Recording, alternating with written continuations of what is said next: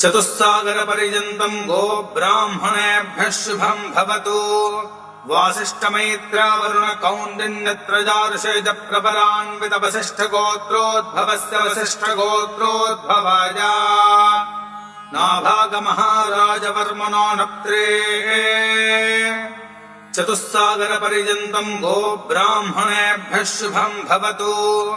वासिष्ठमैत्रावरुणकौण्डिन्यत्रजार्षेज प्रपरान्वितवसिष्ठगोत्रोद्भवस्य वसिष्ठगोत्रोद्भवाय अजमहाराजवर्मणः पौत्राय। चतुस्सागरपर्यन्तम् गो ब्राह्मणेभ्यः शुभम् भवतु।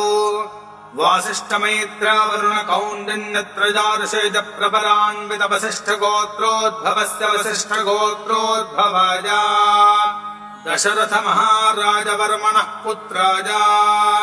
चतुस्सागरपर्यन्तम् गो ब्राह्मणेभ्यः शुभम् भवतु। वासिष्ठमैत्रावरुणकौण्डिन्यत्रजार्षेज प्रपरान्वितवसिष्ठगोत्रोद्भवस्य वसिष्ठगोत्रोद्भवाय श्रीरामचन्द्रस्वामिने साक्षात् महाविष्णुस्वरूपाय कन्यार्थिने वराय सीतादेवी प्रवरम्।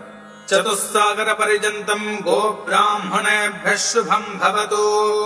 आङ्गीरसायास्य गौतमत्रयार्षेज प्रपरान्वितगौतमसगोत्रोद्भवस्य गौतमसगोत्रोद्भवे स्वर्णरोममहाराजवर्मणो नप्त्रे। चतुस्सागरपर्यन्तम् गो ब्राह्मणेभ्यः शुभम् भवतु। आङ्गीरसायास्य गौतमत्रयार्षेज प्रपरान्वितगौतमसगोत्रोद्भवस्य गौतमसगोत्रोद्भवे ह्रस्वरोममहाराजवर्मणः पौत्रे। चतुस्सागरपर्यन्तम् गो ब्राह्मणेभ्यः शुभम् भवतु। आङ्गीरसायास्य गौतमत्रयार्षेज प्रपरान्वितगौतमसगोत्रोद्भवस्य गौतमसगोत्रोद्भवे जनकमहाराजवर्मणः पुत्रे। चतुस्सागरपर्यन्तम् गो ब्राह्मणेभ्यः शुभम् भवतु।